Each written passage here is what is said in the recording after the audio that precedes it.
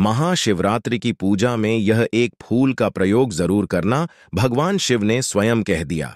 केतकी फूल और तो किसी को चढ़ेगा नहीं, लेकिन शिवरात्रि के समय पर मेरे भक्त यदि मेरे मंडप में केतकी को लगाएंगे तो उनको संपूर्ण वर्ष की पूजा का फल तत्काल प्राप्त हो जाएगा। जब आप शिवरात्रि के व्रत करते हैं उस समय आप रूई में केवड़े का इत्र लगाकर भगवान महादेव के लिए जो मंडप बनाया है उस पूजा में, उस दिन आप भगवान शंकर को शिवरात्रि के दिन उसको प्रयोग में लीजिए। यह भगवान शिव का दिया हुआ इस फूल को वरदान है। यह शुभ रात्रि के समय पर तेरा प्रयोग मेरी आराधना मेरी पूजा में करेंगे, उनको मेरी 1000 वर्ष की पूजा करने का तत्काल फल प्राप्त हो जाएगा।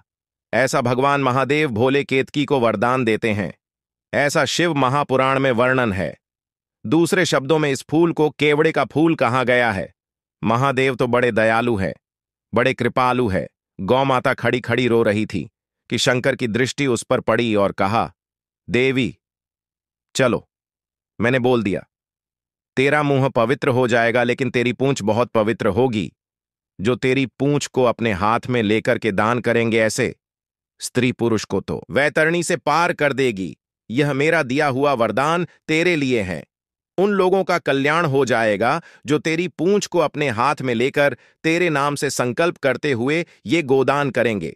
यह हमारा दिया हुआ वरदान है कि गौमाता को यह वरदान स्वयं भगवान शंकर ने, स्वयं भगवान महादेव ने दिया है। माता जगदंबा का मार्कंडेय पुराण में यह कहना है, अष्टमी की रात्रि को जो भी भक्त लोग मेरे नाम का जागरण करेंगे, मेरे लिए रात भर जाएंगे, मैं उन्हें महिषासुर जैसे दुर्गुणों से, संसार के इन विकारों से, और सरस्वती माता हमको सुरक्षित रखेगी। उनकी उम्र दिन दूनी रात चौगुनी के रूप में बढ़ेगी। मार्कंडेय पुराण में ऐसा वर्णन है। मां भगवती कात्यायनी ने ऐसा कहा, जो नवरात्र की अष्टमी है उस दिन जागरण करे। पूर्णिमा की रात्रि की गर्ग संहिता में इसकी बहुत बड़ी महिमा है। रात्रि को खीर बनाइए, छत पर रख दीजिए, उसमें अमृत की बूंदें गिरें। संयुक्त खीर को जितने लोग प्रसाद रूप में ले लेंगे है क्रोध बर्फ की तरह ठंडा हो जाएगा और आरोग्यता मिलेगी है, क्योंकि चंद्रमा के पास में सर्वस्व है और मालिक माना गया है चंद्रमा को। तो आरोग्यता के लिए, निरोगिता के लिए रात्रि को बनाई गई खीर प्रसाद रूप में छत पर रख कर के बिल्ली न चाट जाए, इतना ध्यान रखें है। और फिर सुबह नहा धोकर प्रसाद रूप में उसको लीजिए, आरोग्यता मिलेंगे। इस शरद पूर्णिमा की रात्रि की महक एक तीसरी और रात्रि है जिसको कन्हैया अष्टमी कहते हैं। श्री कृष्ण जन्माष्टमी जिसे कहते हैं, एक अद्भुत रात्र। इस रात्रि को जागरण करने से भैया लोग अधिक ध्यानी होते हैं, विद्वान हो जाते हैं। जन्माष्टमी का व्रत किया करें, आप जीवन में कभी गलत निर्णय ही नहीं ले पाएंगे।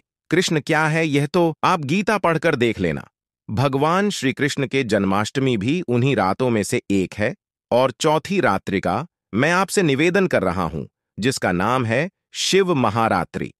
शिव महारात्रि के लिए भोलेनाथ क्या कहते हैं कि शिवरात्रि मुझे बहुत प्रिय है कि भगवान के इस दिन शुभ रात्रि को शिव नाम का व्रत करेंगे, रात्रि भर मेरे नाम का ज्ञान ग्रहण करेंगे, मेरी पिंडली की आराधना, पूजा और अभिषेक करेंगे। मैं उनके घर में गरीबी को घुसने नहीं दूंगा। यह मैं वायदा करता हूं, भगवान भोलेनाथ की बातें हैं।